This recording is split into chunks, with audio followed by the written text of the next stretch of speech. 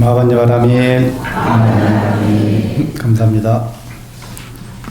제가 사실 몸이 약간 지금 불편합니다. 며칠 전에 제가 이제 이불을 털다가 허리를 뚝 소리가 나길래 아니 이게 갑자기 허리를 못 펴겠어요. 그래서 이제 제가 태어나서 제가 그나마 그래도 제가 굉장히 건강한 편인데 CT 한번 찍은 적이 없는데 정형외과 가서 CT도 찍고 엑스레이도 찍어봤더니 4, 5번 척추에 그 디스크가 조금 약간 터졌어요. 그래가지고 그게 약간 신경을 눌러가지고 지금 앉는 자세 계속 이렇게 앉아있으면 상관이 없는데 또 앉아있다가 일어나면 몸이 또 불편하고 또 서있다가 좀 괜찮아지면 또 앉으면 또 약간 불편하고 이래서 제가 약간 얼굴 좀 찡그리더라도 제가 여러분이 싫어서 찡그린 게 아니라 제 몸뚱아리가 좀 안 좋아서 찡그리니까 오해하지 마시고 이 건강할 때는 그 일상적인 모든 것들이 그 당연하게 받아졌잖아요. 뭐 움직이고 세수하고 뭐 이런 모든 것들이 너무나 자연스럽게 다 그렇게 하니까 근데 막상 내가 어떤 그 허리를 조금 다치고 나서 다쳤다니까 크게 다친 건 아닌데 좀 지나면 낫겠죠. 그 약간의 불편한 정도인데도 불구하고 이 모든 생활이 엄청나게 불편한 거예요. 그래서 제가 요즘에는 전에 뭐 산에 가는 사람 제가 관악산에 관음사 있으니까 거기가 등산로 옆길이거든요. 그럼 뭐 등산객이 엄청 많죠. 뭐 평일도 그렇죠. 주말에 더 많고 오늘도 뭐 엄청 많이 올라가시더라고요.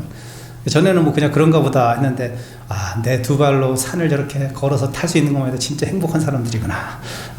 평소엔 갖지 못했던 생각을 이렇게 갖게 되면서 그래 몸뚱아리를 우리 중생의 입장에 봤을 때 몸뚱아리를 벗어난다.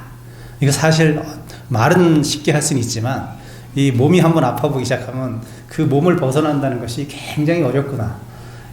근데 옛날에 그 고행했던 그 수행자들은 도대체 어떠한 그런 마음가짐으로 그렇게 고행과 난행을 했을까라는 생각이 들기도 하면서 제가 참 보잘것없는 사람이구나. 또 새롭게 느끼면서 건강한 거에 대해서 굉장히 감사해야 된다.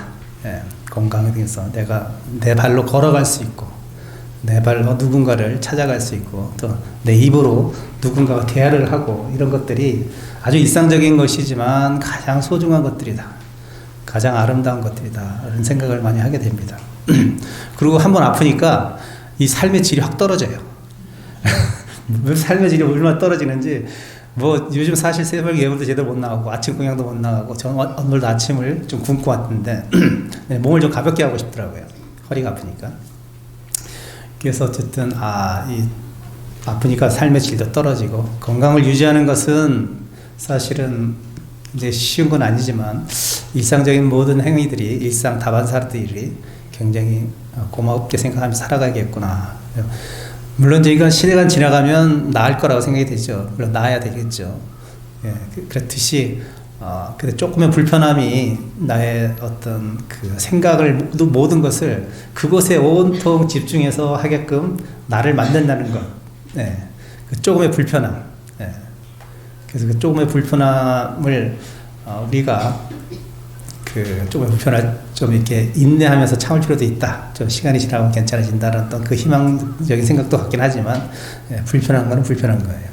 그래서 어쨌든 그 불편함을 안고 본문을 제가 하도록 하겠습니다. 오늘 주제는 뭐냐면 약간 아이러니한 주제이긴 합니다. 그 의사 선생님이 한 40대 중반 같은데 아주 친절하게 이 디스크에 대해서 저한테 10분을 브리핑을 쫙 해주시는데 그분 말씀이 그래요. 정형외과 의사 그분 말씀이 스님은 참 건강하신 겁니다. 아니 디스크가 터졌는데 뭐가 건강해요. 아이러니잖아요. 그분 하는 말씀이 그런 거예요. 이 디스크라는 것이 나이 먹으면 잘 안 터진대요. 왜냐하면 디스크는 나이 먹으면 굳을 거 아니거든. 그 테두리가 딱딱해지면은 터질 일이 별로 없다는 거예요. 이게 유연하기 때문에 어떤 급격한 압력이 딱 가해졌을 때 그게 살짝 터져버린다는 거예요. 급격한 압력. 그러니까 젊은 사람일수록 그것이 탄력이 좋은 거예요. 그래서 유연하게 잘 하는데 너무 과도한 압력이 이제 가하게지면 그게 터지겠죠. 그 나이 먹으신 분은 디스크 걸릴 일이 없다는 거야. 딱딱히 굳어있다는 거 벌써. 굳어가지고. 스님은 그 나이에 굉장히 좋은 디스크를 갖고 있는 거예요. 터졌는데. 그래서 어쨌든 그분 하시는 말씀이 젊은 사람들이 와서 그런다는 거예요. 아니 내가 젊은데 왜 디스크가 왜 터져 이런다는 거야. 그분 하시면서 젊으니까 터졌다 이렇게 얘기해 줬다는 거예요. 그래서 아이러니죠. 완전히 아이러니죠. 우리의 말도 오늘 본문의 주제도 아이러니라. 자 봐요. 제목이 이거잖아요. 마음을 갖되 그 마음을 없게 가지라. 이 말이 되는 소리예요. 너무 아이러니잖아요. 마음을 갖되 그 마음을 없게 가지라. 그 마음을 없이 가지라는 게 도대체 무슨 뜻인가? 오늘의 주제가 바로 이 주제예요. 이걸 가지고 이제 어떻게 이제 현실에 맞게 이제 제가 풀어내겠죠. 자, 우선 읽어볼까요? 법무입법위원을 망자 애착하여 장심용심하니 기비 대착인가. 쭉 해석을 하면 법무입법, 법에는 특별히 다른 것이 없거늘 이런 뜻이에요. 법에는 특별히 다른 법이 없거늘 망자가 애착하여 망령되이 스스로 애착하여서 장심용심하니 장심 마음을 지니고 용심 마음을 쓴다 이런 뜻이에요. 마음을 지니고 마음을 쓴다는 게 우리 일상 다반사잖아요. 마음을 가지고 마음을 쓰지 당연히. 장심용심하니 그 마음을 가지고 마음을 쓰니 기비 대착인가. 어찌 큰 대착 착오가 아닌가.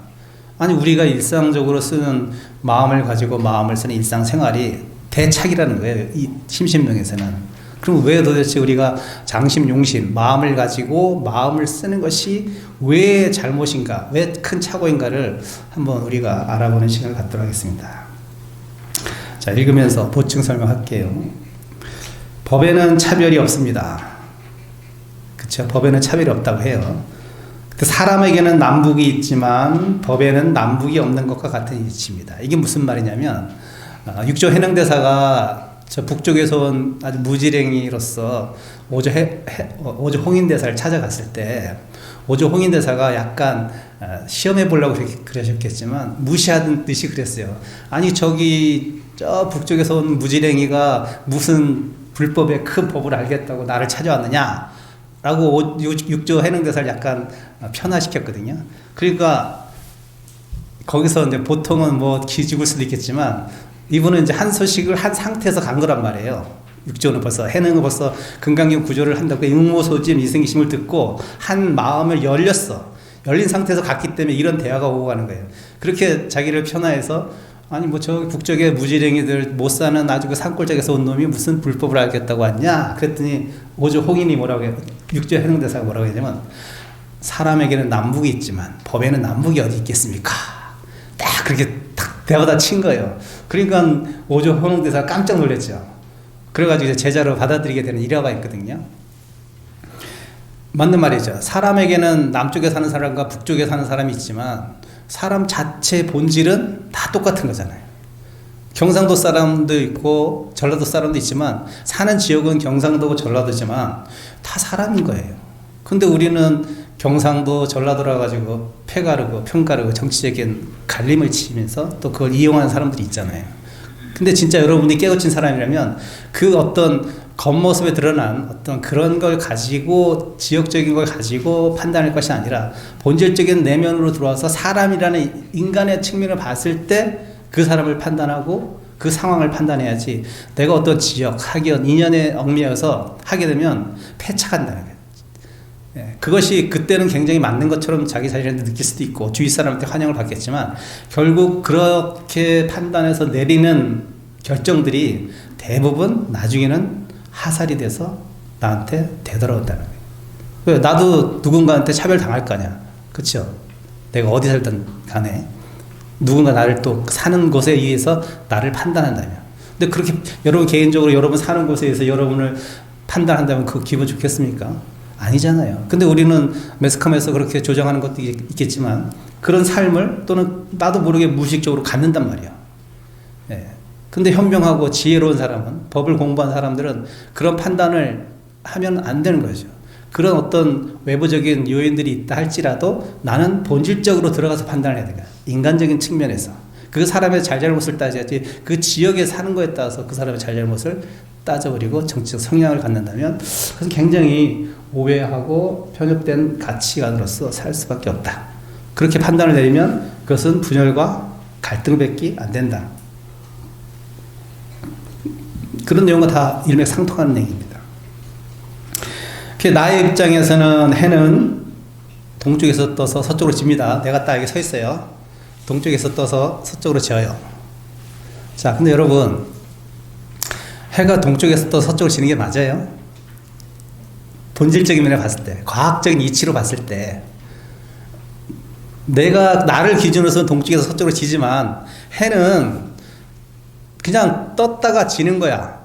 나와 반대쪽에 사는 사람은 또 다르게 내가 알고 있는 서쪽이 아니라 그 사람 입장에서 또 서쪽에서, 그때는 내가 봤을 때 북쪽이고 남쪽일 수도 있는데, 이게 다 내가 어디에 위치에 따라서 해가 뜨고 지는 것이, 그 해가 꼭 남쪽에서 떠서 서쪽에서 떠서 동쪽으로 지는 건 아니에요. 동쪽에서 떠서 죄송합니다. 동쪽에서 떠서 서쪽으로 지는 건 아니죠. 자, 여러분한테는 스님이 정면에 있잖아요. 그쵸? 정면에 있어요. 그리고 여기 합창단 분들한테는 저는 옆면에 있는 거잖아요. 그럼 저는 옆면에 있는 거예요? 정면에 있는 거예요? 어? 뭐가 맞는 거예요? 그러니까 이게 사람들이 보통 다 판단하는 게, 물론 그럴 수밖에 없겠지만 자기 중심이잖아요. 다 모든 것이 나 중심이기 때문에 나의 입장에서 다 얘기할 수밖에 없어요. 인정해요. 근데 그렇게 일방적으로 그렇게 만약에 판단을 해버리면 모든 일들을 그르치기가 쉽고 본질을 알기가 쉽지 않아요. 저는 여러분 앞에 있는 것도 아니고 합창단 옆에 있는 것도 아니야. 저는 그냥 여기 앉아있을 뿐이에요. 그냥 앉아있는 거야. 그냥 존재하는 것 뿐이야. 앞뒤가 어디 있어? 좌우가 어디 있고 동서남북이 어디 있어요? 저는 그냥 이 자리에 존재하는 거예요. 자, 해는 그냥 우주 한 공간에 존재하는데 어떤 인연에 의해서 돌다 보니 우리 눈에 동쪽에서 떠서 서쪽으로 지고 이렇게 보이고, 본질적으로 큰 테두리에서 봤을 때는 해는 한 번도 그 자리에 움직인 적이 없어. 그대로 있는 거예요. 근데 사람들이 동쪽에 떠서 서쪽으로 진다, 뭐 어떻게 다 뭐 자기 중심적으로 다 얘기하는 거야. 본질은 움직이지 않았어요. 근데 우리가 현상적으로 일어나는 것을 보고 움직였다고 하고, 치우쳤다고 하고, 맞다고 하고, 틀리다고 하고, 이런 판단들이 굉장히 오류를 범할 가능성이 많다는 거예요. 해는 하지만 해의 입장에서는 떴다가 질 뿐입니다. 어찌 보면 이 말도 맞지 않습니다. 거대한 우주의 세계에서는 해는 늘 그 자리에 그냥 존재해 왔습니다. 마치 법사가 여기 앉아있던 것처럼 한 번도 움직인 적도 없고 지금 이 순간에 이 자리에 있는 것. 우리의 좁은 소견 안에서는 훌륭한 수행법이 따로 있는 것 같아 보입니다. 그렇죠. 하지만 훌륭한 수행법은 별도로 없지만 수행을 훌륭하게 하는 사람이 있습니다. 부처님 법에는 차별이 없습니다. 좋은 화두가 별도로 있는 것도 아닙니다. 네, 스님들이 이제 화두를 받아서 이제 예를 들면 옛날에 돌아가신 누구지? 해인사 방장했던 그 스님은 무조건 다 무자 화두를 다 줘요. 와서 인사하면 화두 좀 주십시오. 무자 화두를 줘요. 네. 또 다른 스님은 다른 거 주겠죠. 그래서 내가 해보니까, 무자를 해보니까 이게 집중도 안 되고 잘 안 돼. 네. 화두가 몰입이 안 돼. 그럼 이거 나하고 안 맞나? 그러면 달마가 동쪽에 온 까닭을 뭔가 그거 할까? 달마 설레이 할까? 또 이거 달마 설레이를 들고 또 막 해봐요. 이것도 잘 안 돼. 네. 그래가지고 막 화두를 이렇게 주유천하듯이 이렇게 쭉 여러 가지 화두를 하시는 분도 있어요. 저도 물론 그랬고. 근데 사실은 그 화두는 중요한 게 아니었다라는 거죠. 내가 그 화두를 들고 얼마나 간절하게 공부하려고 애를 썼느냐가 중요한 거예요. 그 화두를. 물론 이제 어떤 인연에 따라서 나하고 딱 어떤 시절 인연에 대해서 딱 잘 맞는 거는 있을 수가 있겠죠. 그래서 스님들마다, 깨달은 스님들마다 보면, 마음이 열린 스님들마다 보면 그 화두의 내용이 다 달라. 그분 따라서. 하나 가지고 다 한 게 아닌단 말이에요. 다 스님들마다 자기 나름대로 어떤 그런 인연의 화두를 만나서 한 거는 맞긴 하지만 그게 좋아서 다 된 것도 아니고 나빠서 안 된 것도 아니란 말이에요. 근데 우리는 마치 좋은 화두가 있고 나하고 딱 맞는 화두가 있는 것처럼 착각 속에서 그걸 찾아 헤매다 보면 이제 벌써 이제 나이 먹고 이제 허리 아파서 이제 참선도 못 하는 거예요. 믿고 열심히 정진하는 자에게는 어떤 화두가 되든지 다 올바르고 좋은 화두가 됩니다. 다른 이에게 좋은 것이 나에게 결코 다 좋은 것은 아닙니다. 그래서 법을 믿고 자기 자신을 믿는 것이 중요합니다. 화두수행법과 절수행법은 다른 수행법일 뿐이지 우열은 존재하지 않습니다.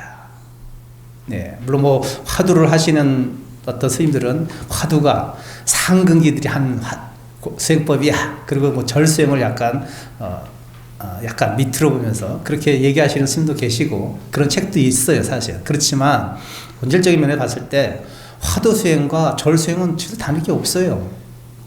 내가 온전히 간절하게 믿고 하느냐가 중요해요. 그리고 내가 꾸준히 하느냐가 중요한 것이지, 뭐 화두를 들어서 화두를 수행법을 하면, 참선법을 하면 빨리 더 좋아서 그것이 수승한 것이고, 절은 뭐 육체적인 어떤 노동일 뿐이지 이게 뭔가 이렇게 얘기하는 것도 있겠지만, 절 수행이나 화두 수행이나 진언 수행이나 다 똑같은 거예요. 본질적인 면에서 좋고 나쁨이 없어. 내가 열심히 하느냐, 열심히 하지 않느냐, 내가 간절한 믿음을 갖고 있느냐, 설렁설렁한 마음으로 하느냐, 이 차이점밖에 없는 거예요. 그러니까 여러분이 하던 무언가가 있으면 그게 역시 경을 계속 읽는 간경 수행이든 진언 수행이든 의심할 필요 없어요. 그냥 내가 그것을 평생 내가 죽을 때까지 이끌어 나갈 수 있느냐, 그것만 생각하십시오. 그리고 내가 지금 간절하게 열심히 그것을 정진을 하고 있느냐, 이 면만 보면 되는 거지. 간경 별로 안 좋은 것 같아. 절 수행을 해볼까? 아니야, 또 참선을 좀 해볼까? 이렇게 할 필요 없다는 거예요. 물론 참선이 맞는 어떤 성향을 가진 사람도 있어요. 또 절 수행이 그런 사람이 있습니다. 예를 들면 생각이 산란한 사람은 참선 수행하면 힘들어요. 왜? 평소도 내가 번뇌가 들끓는데 앉아있으면 이게 막 엄청 치성하거든요. 네. 그런 분은 뭐가 좋으냐? 사실은 그런 분한테는 절수행이 좋아요. 그러니까 절수행이 좋고 나쁜 게 아니라 그분한테는 절수행이 좋은 거야. 생각이 많은 사람 있잖아요. 네, 번뇌가 심하고 그런 분들은 절수행을 하면 좋습니다. 왜? 육체를 통해서 생각을 놓아버리거든요. 힘드니까 한에 몰두할 수 있단 말이에요. 근데 평소에 나는 뭐 생각도 별로 없고 좀 단순한 사람이야, 이런 분들은 참선 수행하면 좋죠. 왜? 별로 생각이 없기 때문에 깊이 들어갈 수가 있어요. 그것은 체질적이고 어떤 그 개인적인 사람의 성향일 뿐이지, 뭐 그것이 우열하고 열등하고 이래서 되는 것이 아니란 말이죠. 그러니까 내가 무엇을 지금 하고 있다면 그것을 꾸준하게 하는 것, 나에게 맞다고 생각이 들 때 꾸준하게 하고 열심히 하고 간절하게 하는 것, 그것이 가장 좋은 가치라는 거죠. 여기서 법무입법이란 이런 것을 말하는 것입니다. 이 법무입법이 그런 뜻이야. 법에는 따로 특별한 것이 없다. 법무입법이란 이런 것을 말하는 것입니다. 각자의 수행함에 있어 다음으로 경계할 것은 자신의 수행법을 고집하여 애착심을 갖지 말아야 한다는 것입니다. 잠깐의 수행에 약간의 진전이 있다는 착각 속에 빠지게 되면 누구나 자신의 수행법이 특출난 것으로 오인하여 애착심을 갖게 됩니다. 100번 양보하여서 자부심은 용납될 수 있으나 애착심은 털끝 하나도 용납할 수 없습니다. 수행함에 있어서 애착심을 갖게 되면 어떤 문제가 벌어지겠습니까?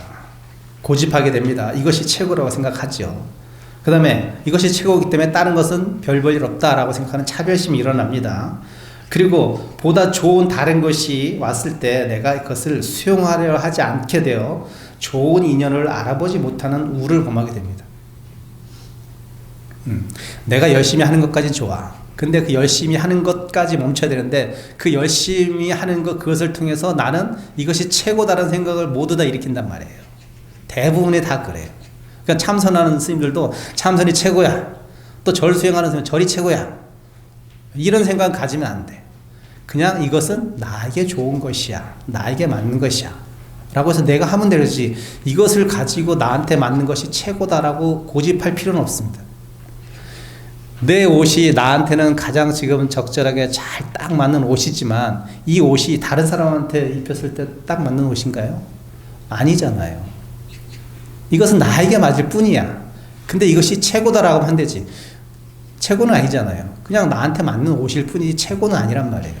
근데 마치 내가 나한테 맞는다고 해서 최고라는 생각마저 가져버리면, 제가 보기엔 가장 위험한 것은 뭐 여러 가지가 있겠지만, 뭐 고집하고 차별하고 많은 건 있지만, 결국 자기한테 어떻게 보면 더 좋고 아름다운 옷이 올 수 있고 입을 수 있는 기회가 있는데도 불구하고 그거 기회마저 내가 받아들이지 않으려고 한다. 만약에 이것이 최고다라고 고집할 거 아니에요. 계속 입고 있을 거 아니에요. 더 좋은 옷이 있을 수도 있잖아요.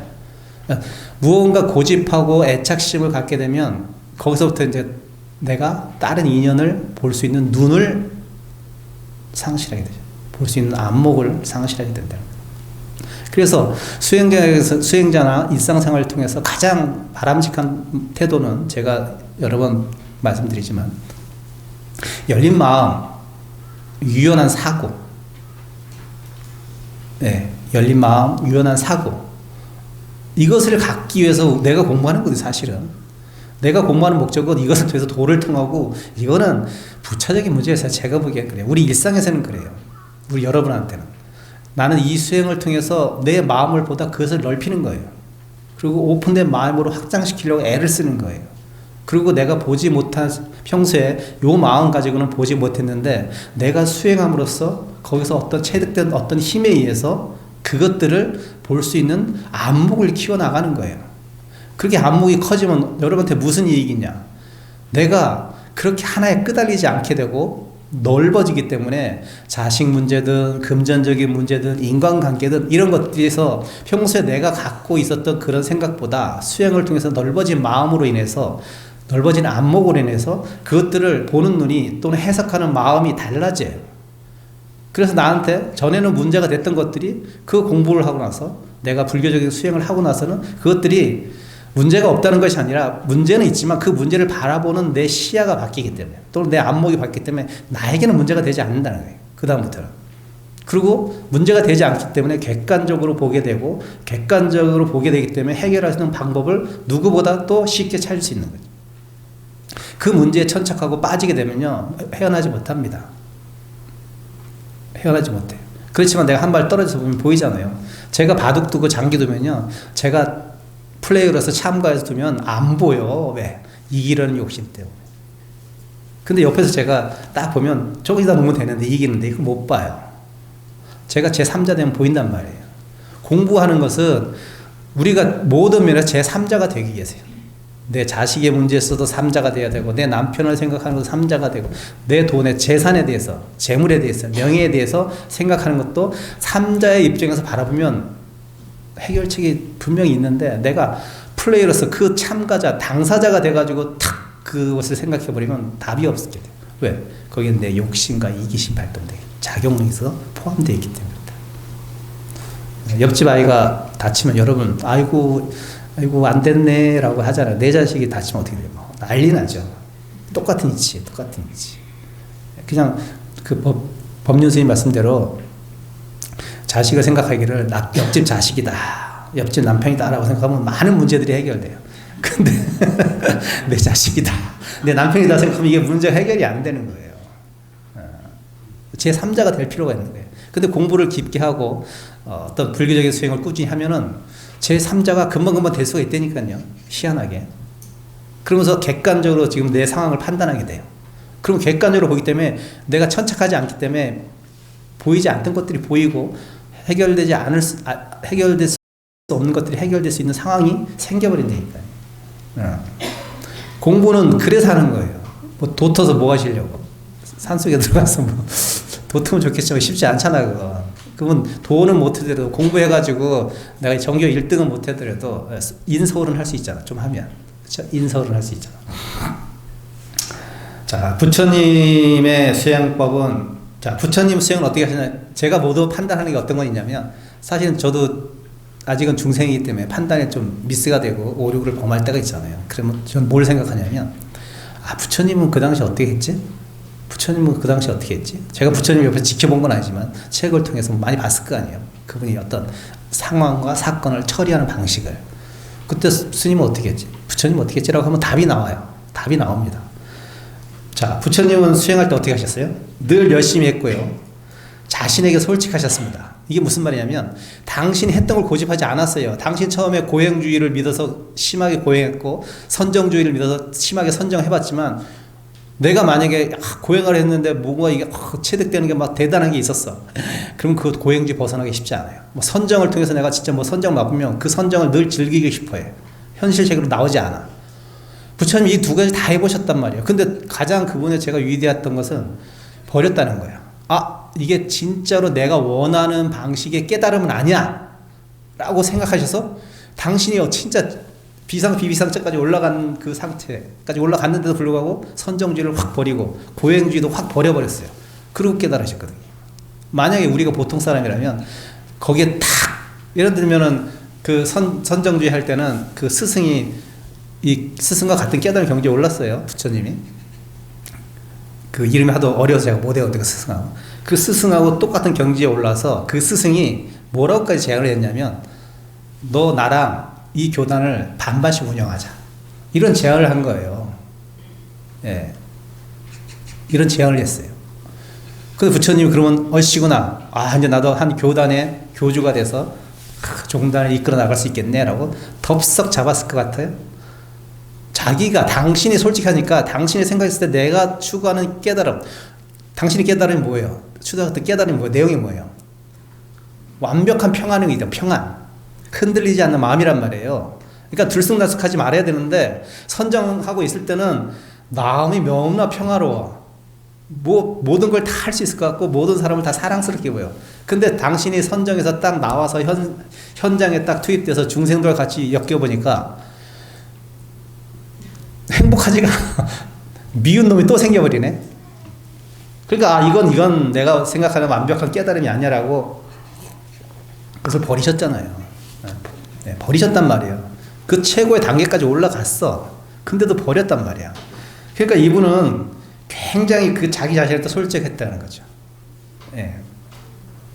자신에게 솔직하고 또 자신의 수행을 돌아봤잖아요. 계속 점검했다는 거예요. 아, 이것이 최고니까 나는 이것을 끝까지 고수해라 꽉 붙들지 않았어요. 그리고 냉정하게 점검했습니다. 이것이 진정한 내 길이 맞는가? 이것이 맞는가? 그런데 그것이 밖으로 비교하지 않고 안으로 스스로 자신을 고요하게 비춰봤을 뿐이 내 스스로 누구와도 비교하지 않고 나의 얻어진 무엇을. 근데 어때요? 요즘엔 모르겠습니다. 제가 관심이 없어 그런지 옛날엔 그런 말들이 많았단 말이에요. 어떤 보살님이 뭐 예를 들면 금강경이든 뭐 무슨 다란이 진원이든 하면 어떤 단계에 올라갔다고 해가지고 막 그 단계가 최고인 것처럼 막 그 많은 사람들이 막 거기 몰려가가지고 막 그건 그 사람한테 맞아서 잘 거기까지 간 거지 여러분한테 맞아서 간 건 아니에요. 근데 마치 그 사람의 공부가 나도 될 수 있는 것 마냥 착각을 해요. 될 수는 있죠. 그렇게 해서 될 수는 있어요. 근데 결국은 모양 따라가면 다 망쳐. 모양 따라가면 다 실망해. 예. 어떤 스님이 저 좋은 대학 나오고 그랬다 그래서 우르르 몰려갔다가 또 그 스님이 풀 쏘이다가 우르르 떨어져 나가고. 예. 그러니까 그 스님의 겉모습, 스펙, 그 뭐 스님뿐만 아니겠지. 일반 사람도 판단할 때도 마찬가지. 그 사람이 가지고 있는 본질적인 가치에 집중을 해서 우리가 판단을 해야 되는데 그 사람이 가지고 있는 본질적인 모습이 아닌 부수적인 그 부수적인 것이 사실은 본질을 조금은 내비쳐주긴 하지만 본질 자체는 아니잖아요. 학벌 좋다고 그 사람이 성품이 좋은 것도 아니에요. 인품이 좋은 것도 아니에요. 다 갖췄으면 굉장히 훌륭하겠지만 그건 쉬운 일이 아니란 말이에요. 근데 우리는 마치 그 학벌이 그 인격을 담보하는 것처럼 착각 아닌 착각을 하면서 그 사람을 나도 모르게 무의식적으로 판단을 한단 말이에요. 그러고 나서 어떻게 돼요? 에이, 그 서울대도 별거 아니네. 외국 대학 나도 별거 아니네. 별거 아니죠. 그게 뭐 대단한 거예요. 한때 열심히 그냥 공부해가지고 그냥 거기 자리에 올라간 거야. 예. 수능에서 1등한 사람이 장관이 됐어요. 예. 국토부 장관이 됐잖아요. 예. 누구라고 얘기하면 안 되지. 근데 어떻게 판단했어요? 예. 그냥 시류에 따라서 그냥 그 권력에 그냥 하인처럼 돼버리는 거예요. 그 사람이 무엇을 가지고 있느냐가 중요한 게 아니라 그 사람이 무엇을 어떻게 쓰느냐가 중요한 거예요. 그 마음을 어떻게 쓰느냐가 중요한 거지 그 사람이 입고 있는 옷 같은 건 중요하지 않습니다. 그런 본질을 보려고 노력을 하셔야 돼요. 사람 판단할 때도 마찬가지. 나에게 벌어진 일들도 마찬가지. 자, 장심에서 이제 장심에서의 심과 용심에서의 심은 무엇인가? 여기 장심, 용심이 있잖아요. 장자가 진일장자니까 마음을 갖고 용심, 마음을 쓴다 이 표현인데, 자, 그럼 같은 마음이잖아요. 장심, 용심. 장심은 마음을 가지고 용심, 마음을 쓰는 거예요. 자, 일상의 삶을 살아가는 우리는 마음을 가지고 마음을 쓰고 살아갑니다. 아, 내가 어떤 생각이 번뜩 들면 그것을 내가 이렇게 해야지 라고 장심을 갖고 현실적으로 그것을 이루어내기 위해서 용심을 씁니다. 이것이 우리의 일반적인 삶이에요. 여러분의 삶이 다 장심, 용심이에요. 근데 여기서는 그게 대착오래. 왜 착오라고 하냐면 이제 그 내용을 한번 봅시다. 하지만 수행자의 본분사에서는 장심이 아니라 어떻게 되냐면 무심이 돼야 돼요. 무심. 마음을 갖는 건 맞아요. 의도를 갖지요. 근데 그 의도를 가진 마음이 말 그대로 의도하면 약간의 불손하거나 약간의 어떤 내 생각이나 판단이나 가치관이 개입된 생각들이잖아요. 그쵸? 의도가 들어가잖아요. 장심의 그 장심은 의도가 들어간 거예요. 그러니까 내가 무엇을 할 때, 뭐 여러 가지 케이스가 있겠지만, 무엇을 하려고 할 때, 딱 장심이 되면 어떻게 되냐면, 이 마음 상태가 어떻게 딱 되냐면요. 나의 무의식적인 이기심이 개입될 소지가 다분하다는 거예요. 장심이 돼버리면. 그럼 선생님, 마음도 갖지 않고 어떻게 살아요? 아니, 마음을 갖지 않고 살 수는 없죠. 마음을 갖고 살 수밖에 없는데, 그 장심이 되지 않게 수행하는 이유가 이거예요. 바로 그 장심을 무심으로 바꾸기 위해서. 내가 무엇을 하되 한 바 없이 하게 되고, 맨날 금강에서 얘기하는 게 그거 아니에요. 해도 한 바가 없고 이름도 이름일 뿐이고. 예. 그 얘기가 바로 금강경 맨날 읽으면 뭐예요? 그 뜻이 그 뜻이란 말이에요. 하되 한 바 없이 하고 보되 본 바 없이 보고 쓰되 쓴 바 없이 쓴다. 이 말이 바로 이거예요. 장심을 용심으로 바꿀 줄 알아야지 그것이 여러분의 마음을 가장 편안하게 하는 상태의 마음으로 변질되는 거예요. 아니, 변화되는 거예요. 근데 우리는 장심을 가지고 용심을 써버리니까 꼭 탈이 생겨요. 왜? 나의 이기심과, 나의 이기심 있잖아. 그 장심에는. 또 다른 사람은 장심 없나? 저 사람도 장심을 가지고 또 그 사건을 대. 그러면 장심과 장심이 부딪혀. 이기적인 마음과 이기적인 마음이 부딪히면 당연히 분열이고 이제 실망하고 질투하고 미워하고 다툼하고 이거 발생할 수밖에 없죠. 근데 내가 만약에 그 일을 하되 무심으로 했단 말이에요. 딱. 예를 들면 이런 거예요. 내가 이번에 부장으로 승진해야 되는데 나하고 라이벌인 어떤 또 과장이 있을 거 아니에요. 근데 뭐 열심히 다 해서 이제 좋은 어떤 업무적인 성과를 냈어. 근데 뭐 어떤 과장은 내가 저 자리에 꼭 올라가야 돼. 난 노비를 막 해야 돼. 노비도 하고 막 어떻게 해가지고 막 했어요. 근데 이 다른 과장은 그래 뭐 올라가면 좋고 아니면 말고. 그렇게 생각하면 물론 이제 이 사람이 올라갔을 때 A라는 과장이 올라가서 B라는 과장이 올라갈 수 있지만 만약에 B라는 과장 그 장심을 가지고 막 로비도 하고 막 이랬던 사람이 거기 자리에 못 올라갔을 때 어떻게 됐어요? 이 사람이 B라는 사람이 어떤 마음의 후유증이 생겼어. 후폭풍이. 받은 놈한테 저놈 줬는데 나를 승진 안 시켰을 때 분명히 원망하는 욕할 것이고 그리고 또 A라는 사람을 또 질투하고 시기할 것이고 또 괴로워서 술 먹으니까 몸 망가질 것이고 스트레스 쌓이니까 또 집에 와서 또 마누라 또 달다 볼 것이고 애들한테 또 스트레스 줄 것이고 그러니까 이게 장심 가진으로서 그 자리에 못 가게 되면 이 후폭풍이 어마어마한 거예요. 사실은 일반 예를 들어서 제가 얘기하지만 그렇다는 거예요. 만약에 근데 A라는 사람이 그 사람이 모르면 족하지 말고 이렇게 생각했던 사람이 그 자리에 못 가게 됐어. 그럼 어떻게 돼요? 그냥 일상이야. 그냥 좀 아쉽네. 그리고 그냥 살아가. 평상시 마음을 쓰면서 그냥 살아가요. 그럴 가능성이 높겠죠. 물론 이제 아쉬움은 있겠죠. 그렇지만 이런 마음을 딱 먹고 그 상황을 대했던 사람과 그냥 내가 그 자리에 꼭 가야 되라는 어떤 진짜 장심을 가지고 했던 사람이 그것이 안 됐을 때 그 나머지 여파의 후유증은 현격한 차이가 나버리잖아요. 근데 우리가 살면서 이런 경우가 다반사라니까 여러분 살면서 이게 꼭 승진뿐만 아니라 무엇을 갖고 무엇을 취하냐 무엇에 도달하냐 이런 문제 가지고 우리가 얼마나 마음 쓰고 괴로워하고 힘들어하고 근데 그것이 보면은 내가 장심하지 말고 장심하지 말고 무심으로 약간만 그 무심으로 상황을 좀 돌면 갔으면 이 나머지 후폭풍을 내가 겪지 않아도 될 것을 겪게 된다는 거예요. 그 장심, 용심의 장심은 바로 그 얘기를 하는 거죠. 그래서 그것이 대착오라고 얘기하는 거예요.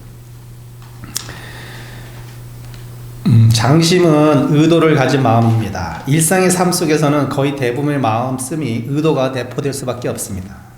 의도의 말 속에는 필연적으로 나의 이기심을 내포하게 됩니다. 그 이기심은 타인의 이기심을 배제하는 힘을 갖습니다. 배제한다는 건 무슨 얘기냐면 내가 꼭 돼야 돼 이런 거잖아요. 그러니까 너의 이기심은 필요 없어. 나의 이기심이 충족돼야 돼 이런 거란 말이에요.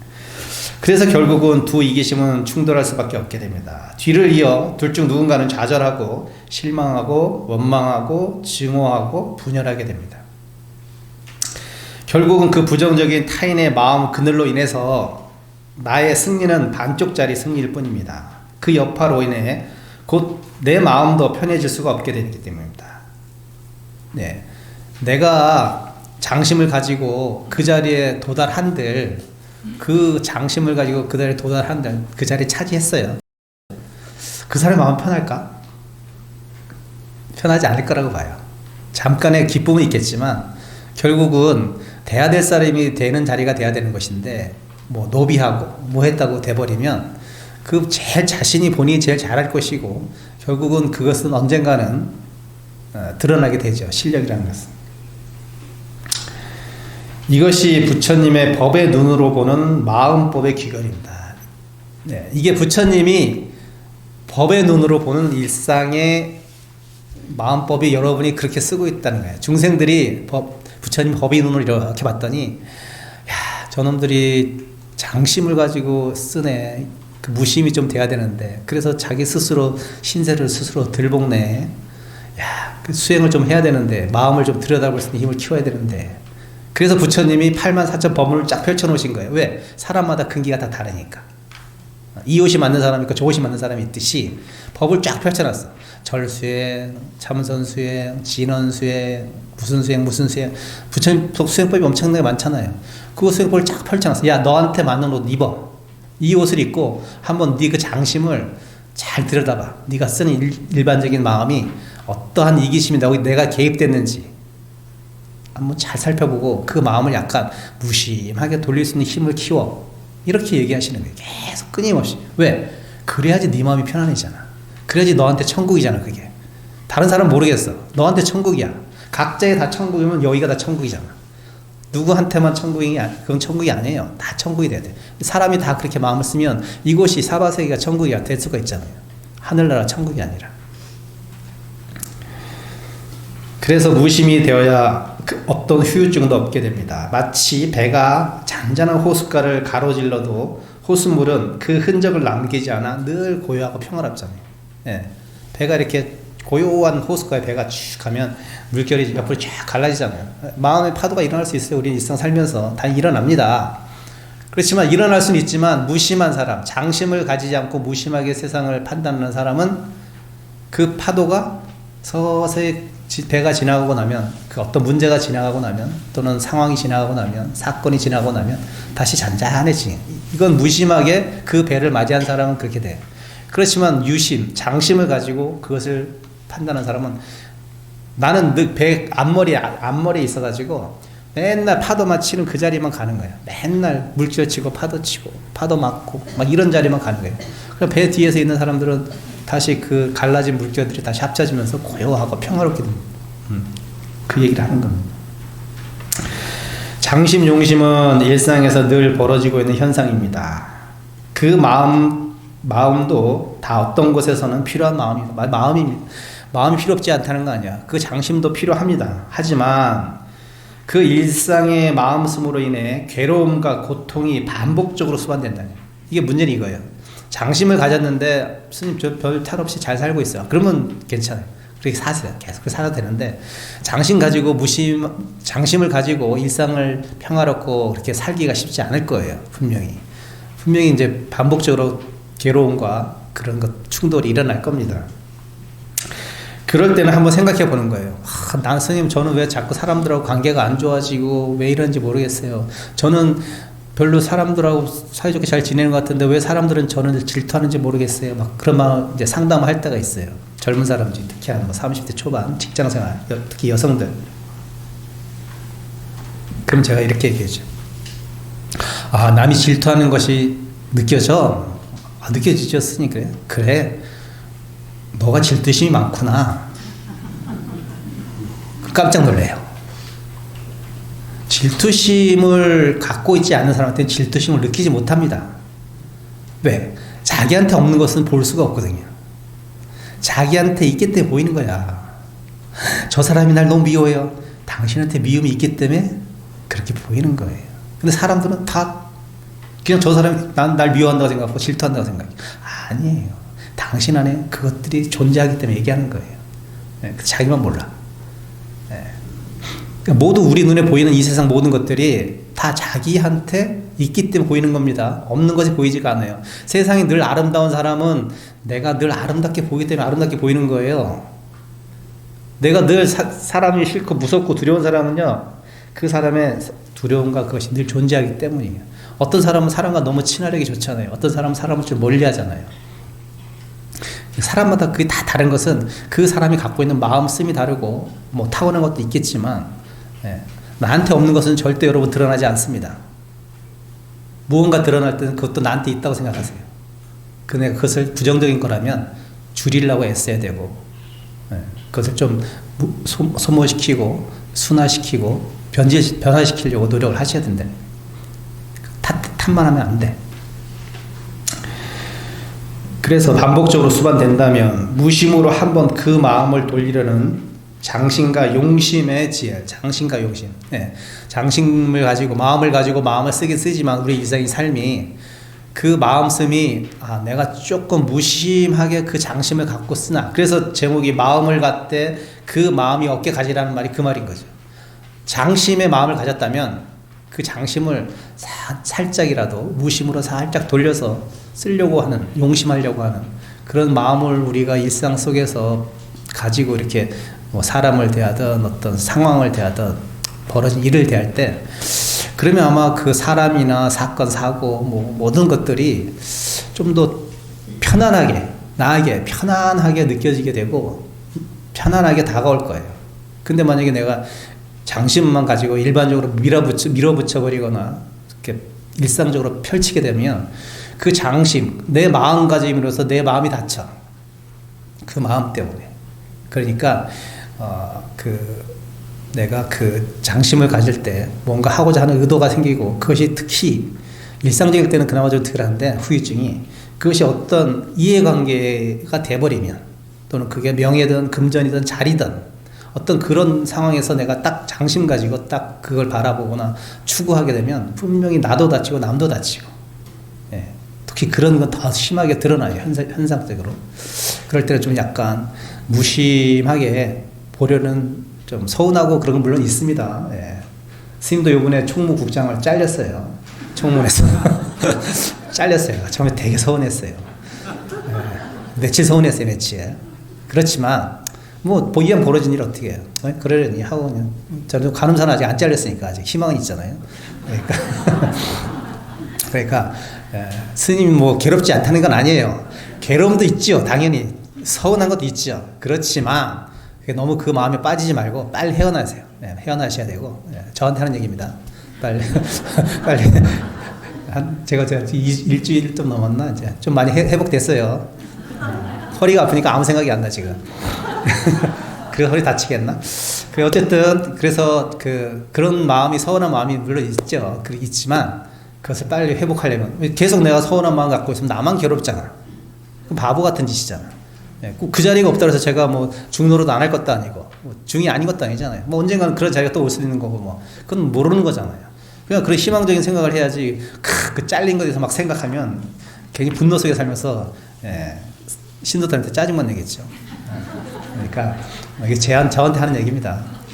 그러니까 스님이 이제 그런 걸 겪어보니까, 그래 나도 아직 공부 덜 됐어. 그렇지만 빨리 탄력서, 제가 아까 탄력 얘기했죠. 탄력적으로 빨리 본 마음으로 돌아오려고 하는 그런 것이 그나마 그런 내가 108배를 매일 하고 어쨌든 그랬던 그 어떤 나의 공덕이 아닌가라고 제 나름대로 생각을 해봅니다. 여러분도 그 생각의 탄력을 좀 가지려면 자기 수행이 있어야 돼요. 그 뭐든지 꼭 하나는 가지고 가야지 그것이 언젠가 여러분 진짜 힘들 때 큰 도움이 된다는 걸 꼭 알아주시고 사실이고 그러니까 여러분 꼭 어떤 수행법이든 자기만의 수행을 하나씩 꼭 가져가기를 일생 동안 당부드립니다. 감사합니다.